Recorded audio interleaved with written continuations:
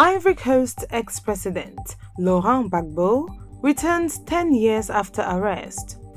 Hello Displorers, here is our latest African news update.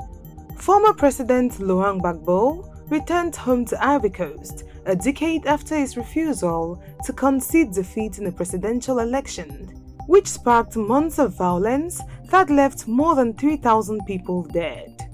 The 76-year-old arrived in the country's economic hub Abidjan on Thursday on a commercial flight from the Belgian capital. With crowds of supporters allowed into the airport, cheering as the Brussels Airlines flight landed.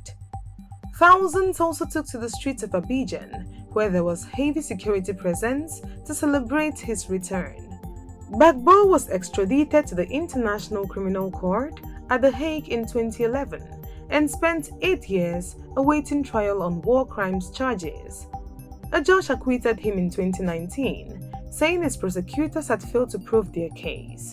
He and 3 of his former ministers were sentenced to 20 years in prison on charges that they broke into the Abidjan branch of the Central Bank of West African State to get cash amid the post-election crisis in January 2011.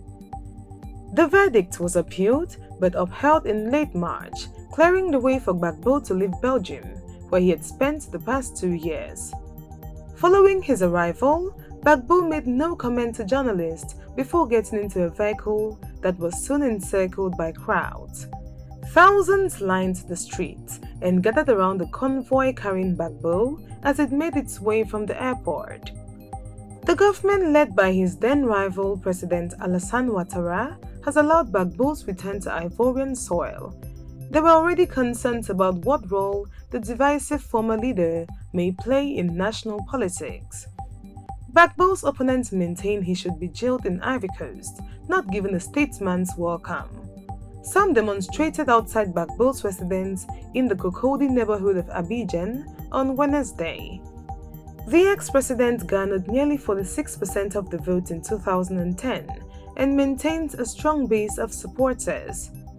Longtime rival Alassane Ouattara, who was ultimately declared the winner of the 2010 vote and has been president ever since, did not greet Gbagbo at the airport on Thursday.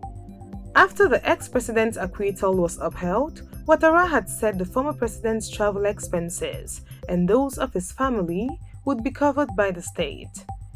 It remains unclear what will become of other pending criminal charges against the ex-president.